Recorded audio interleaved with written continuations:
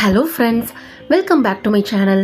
Night டின்னருக்கு என்ன பண்ணலாம்னு பார்த்தா வீட்டில் எதுவுமே இல்லைங்க. இந்த சேமியா மட்டும்தான் இருந்தது.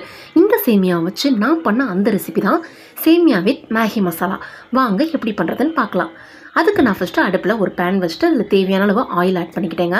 எண்ணெய் நல்லா காஞ்சதுக்கப்புறம் கொஞ்சமாக கடுகு போட்டுக்கோங்க. கடுகு நல்லா பொரிஞ்சதுக்கப்புறம் கொஞ்சமாக கருவேப்பிலை, நறுக்கி வச்சுருந்தா 2-3 பச்சை மிளகாய் ஆட் பண்ணிக்கிட்டேன். அப்புறம் நான் குட்டி குட்டியாக நறுக்கி வச்சுருந்தா 2 வெங்காயத்தை ஆட் பண்ணிக்கிட்டேங்க. வெங்காயம் நல்லா பொன்னிறமாக வதங்குற வரைக்கும் வதக்கி விடுங்க. வெங்காயம் வதங்குறதுக்கு எப்போவுமே லைட்டாக உப்பு ஆட் பண்ணிக்கிட்டோம் அப்படின்னா சீக்கிரமாக வதங்கிடும்னு சொல்லுவாங்க. வெங்காயம் நல்லா பொன்னிறமாக வதங்கினதுக்கப்புறம் நான் நறுக்கி வச்சுருந்த 2 தக்காளி ஆட் பண்ணிக்கிட்டேன். தக்காளியும் வெங்காயமும் நல்லா வதங்கி வந்தால் மட்டும்தான் நமக்கு அந்த தக்காளியோட கன்சிஸ்டன்சி அந்த டேஸ்ட்டு கிடைக்கும் நம்மளுக்கு. அப்படிங்கிறப்ப தக்காளி வெங்காயத்தை நல்லா வதக்கிக்கோங்க. நல்லா வதங்கி வந்ததுக்கப்புறம் நான் எடுத்துருக்க சேமியா அளவுக்கு தகுந்த மாதிரி நான் 2 கிளாஸ் வாட்டர் ஆட் பண்ணிக்கிட்டேங்க. தண்ணி நல்லா கொதிக்கட்டும். தண்ணி நல்லா கொதித்து வந்ததுக்கப்புறம் நான் பண்ண அந்த மேஜிக் தான் மேஜிக் வித் மேகி மசாலா. நான் இதில் வேறு எந்த மசாலாவுமே ஆட் பண்ணலைங்க.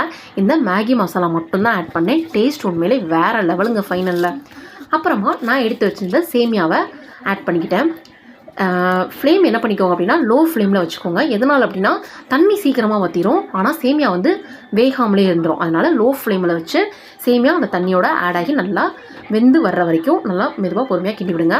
பார்த்தீங்களா, நமக்கு தேவையான கன்சிஸ்டன்சியில் வந்துச்சு. இந்த வீடியோ உங்களுக்கு பிடிச்சிருந்தது அப்படின்னா லைக் அண்ட் சப்ஸ்கிரைப் பண்ண மறந்துடாதீங்க. அப்படியே சமையலே தெரியாத உங்களோட ஃப்ரெண்ட்ஸ்க்கு இந்த வீடியோ மறக்காமல் ஷேர் பண்ணுங்கள். நெக்ஸ்ட் வீடியோவில் பார்க்கலாம்.